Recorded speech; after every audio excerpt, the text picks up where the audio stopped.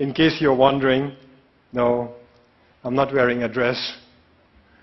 And no, I'm not saying what I'm wearing underneath. This is a ko. This is my national dress. This is how all men dress in Bhutan. That is how our women dress. Like our women, we men get to wear pretty bright colors. But unlike our women, we get to show off our legs. Our national dress is unique. But this is not the only thing that's unique about my country. Our promise to remain carbon neutral is also unique. And this is what I'd like to speak about today. Our promise to remain carbon neutral. But before I proceed, I should set you the context. I should tell you our story. Bhutan is a small country in the Himalayas. We've been called Shangri-La, even the last Shangri-La. But let me tell you right off the bat, we are not Shangri-La. My country is not one big monastery populated with happy monks. The reality is that there are barely 700,000 of us, sandwiched between two of the most populated countries on earth, China and India.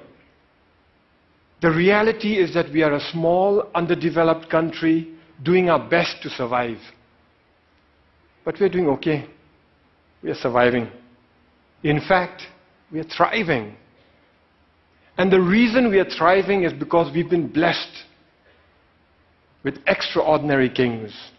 Our enlightened monarchs have worked tirelessly to develop our country, balancing economic growth carefully with social development, environmental sustainability, and cultural preservation, all within a framework of good governance.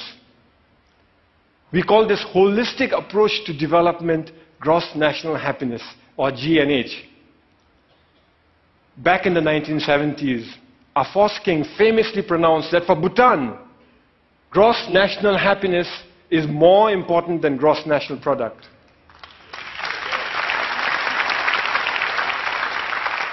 Ever since, all development in Bhutan is driven by GNH, a pioneering vision that aims to improve the happiness and well-being of our people.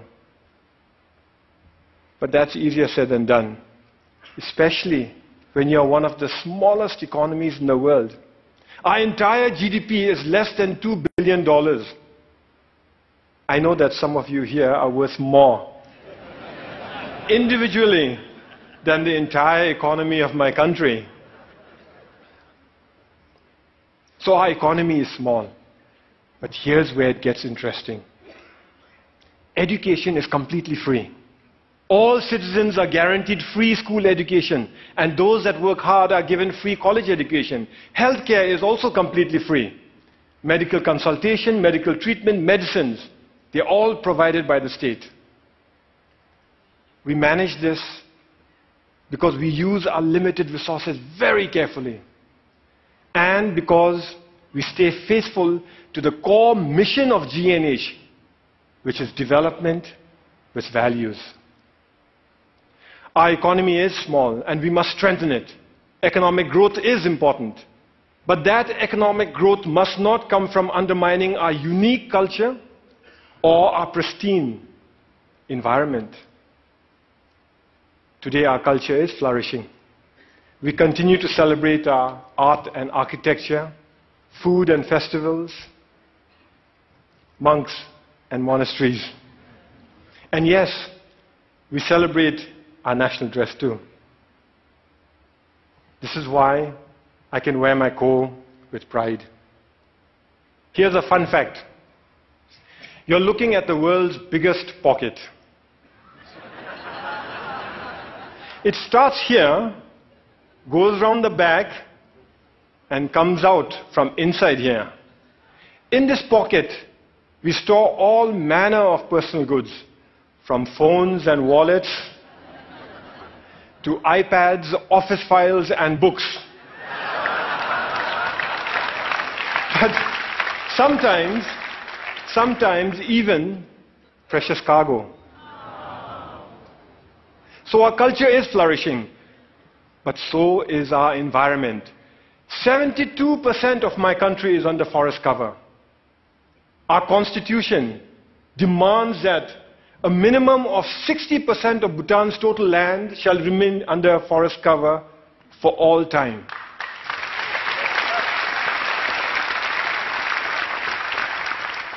Our constitution, this constitution, imposes forest cover on us.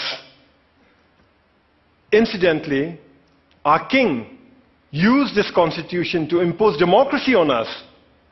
You see, we, the people, didn't want democracy. We didn't ask for it. We didn't demand it. And we certainly didn't fight for it. Instead, our king imposed democracy on us by insisting that he include it in the constitution. But he went further.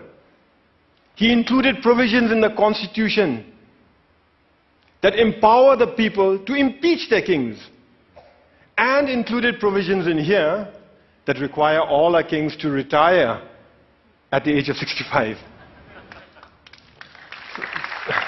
Fact is, we already have a king in retirement. Our previous king, the Great Fourth, retired 10 years ago at the peak of his popularity. He was all of 51 years at that time. So as I was saying, 72% of our country is under forest cover. And all that forest is pristine. That's why we are one of the few remaining global biodiversity hotspots in the world. And that's why we are a carbon neutral country. In a world that is threatened with climate change, we are a carbon neutral country. Turns out it's a big deal. Of the 200 odd countries in the world today, it looks like we are the only one that's carbon neutral. Actually, that's not quite accurate. Bhutan is not carbon neutral. Bhutan is carbon negative. Our entire country generates 2.2 million tons of carbon dioxide. But our forests, they sequester more than 3 times that amount. So we are a net carbon sink for more than 4 million tons of carbon dioxide each year. But that's not all. We export most of the renewable electricity we generate from our fast-flowing rivers. So today, the clean energy that we export offsets about 6 million tons of carbon dioxide in our neighborhood. By 2020, we'll be exporting enough electricity to offset 17 million tons of carbon dioxide. And if we were to harness even half our hydropower potential, and that's exactly what we are working at, the clean, green energy that we export would offset something like 50 million tons of carbon dioxide a year. That is more CO2 than what the entire city of New York generates in 1 year. So inside our country, we are a net carbon sink. Outside, we are offsetting carbon. And this is important stuff. You see, the world is getting warmer. And climate change is a reality. Climate change is affecting my country. Our glaciers are melting, causing flash floods and landslides, which in turn are causing disaster and widespread destruction in our country. I was at that lake recently. It's stunning. That's how it looked 10 years ago. And that's how it looked 20 years ago. Just 20 years ago, that lake didn't exist. It was a solid glacier. A few years ago, a similar lake breached its dams and wreaked havoc in the valleys below. That destruction was caused by one glacial lake. We have 2,700 of them to contend with. The point is this: my country and my people have done nothing to contribute to global warming. But we are already bearing the brunt of its consequences. And for a small, poor country, one that is landlocked and mountainous, it is very difficult. But we are not going to sit on our hands doing nothing. We will fight climate change. That's why we have promised to remain carbon neutral. We first made this promise in 2009 during COP15 in Copenhagen. But nobody noticed. Governments were so busy arguing with one another and blaming each other for causing climate change that when a small country raised our hands and announced, we promise to remain carbon neutral for all time, nobody heard us. Nobody cared. Last December in Paris, at COP21, we reiterated our promise to remain carbon neutral for all time to come. This time we were heard. We were noticed and everybody cared. What was different in Paris was that governments came around together to accept the realities of climate change and were willing to come together and act together and work together. All countries, from the very small to the very large, committed to reduce the greenhouse gases emissions. The UN Framework Convention for Climate Change says that if these so-called intended commitments are kept, we'd be closer to containing global warming by 2 degrees Celsius. By the way, I've requested the TED organizers here to turn up the heat in here by 2 degrees. So if some of you are feeling warmer than usual, you know who to blame. It's crucial that all of us keep our commitments. As far as Bhutan is concerned, we will keep our promise to remain carbon neutral. Here are some of the ways we are doing it. We are providing free electricity to our rural farmers. The idea is that with free electricity, they will no longer have to use firewood to cook their food. We are investing in sustainable transport and subsidizing the purchase of electric vehicles. Similarly, we are subsidizing the cost of LED lights, and our entire government is trying to go paperless. We are cleaning up our entire country through Clean Bhutan, a national program, and we are planting trees throughout our country through Green Bhutan, another national program. But it is our protected areas that are at the core of our carbon neutral strategy. Our protected areas are our carbon sink. They are our lungs. Today, more than half our country is protected as national parks, nature reserves, and wildlife sanctuaries. But the beauty is that we've connected them all with one another through a network of biological corridors. Now, what this means is that our animals are free to roam throughout our country. Take this tiger, for example. It was spotted at 250 meters above sea level in the hot subtropical jungles. 2 years later, that same tiger was spotted near 4,000 meters in our cold alpine mountains. Isn't that awesome?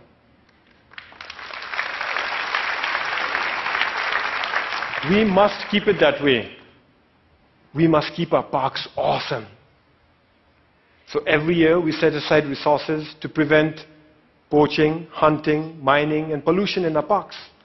And resources to help communities who live in those parks manage their forests, adapt to climate change, and lead better lives while continuing to live in harmony with Mother Nature. But that is expensive. Over the next few years, our small economy won't have the resources to cover all the costs that are required to protect our environment. In fact, when we run the numbers, it looks like it'll take us at least 15 years before we can fully finance all our conservation efforts. But neither Bhutan nor the world can afford to spend 15 years going backwards. This is why His Majesty the King started Bhutan for Life. Bhutan for Life gives us the time we need. It gives us breathing room. It is essentially a funding mechanism to look after our parks to protect our parks till our government can take over on our own fully. The idea is to raise a transition fund from individual donors, corporations, and institutions. But the deal is closed only after predetermined conditions are met and all funds committed. So multi-party, single closing, an idea we borrowed from Wall Street. This means that individual donors can commit without having to worry that they'll be left supporting an underfunded plan. It's something like a Kickstarter project, only with a 15-year time horizon and millions of tons of carbon dioxide at stake. Once the deal is closed, we use the transition fund to protect our parks, giving our government time to increase our own funding gradually till the end of the 15-year period. After that, our government guarantees full funding forever. We're almost there. We expect to close later this year. Naturally, I'm pretty excited.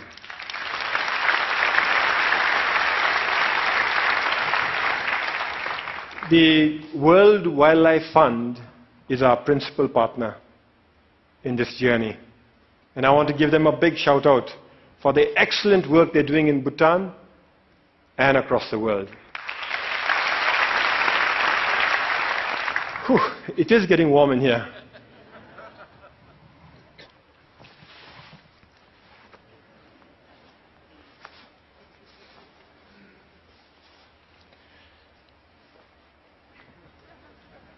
I thank you for listening to our story. A story of how we are keeping our promise to remain carbon neutral. A story of how we are keeping our country pristine for ourselves, our children, for your children and for the world. But we are not here to tell stories, are we? We are here to dream together. So in closing, I'd like to share one more dream that I have. What if we could mobilize our leadership and our resources, our influence and our passion to replicate the Bhutan for Life idea to other countries so that they too can conserve their protected areas for all time? After all, there are many other countries who face the same issues that we face. They too have natural resources that can help win the world's fight for sustainability. Only they may not have the ability to invest in them now. So what if we set up Earth for Life, a global fund, to kickstart the Bhutan for Life throughout the world? I invite you to help me to carry this dream beyond the borders to all those who care about our planet's future. After all, we're here to dream together, to work together, to fight climate change together, to protect our planet together. Because the reality is, we are in it together.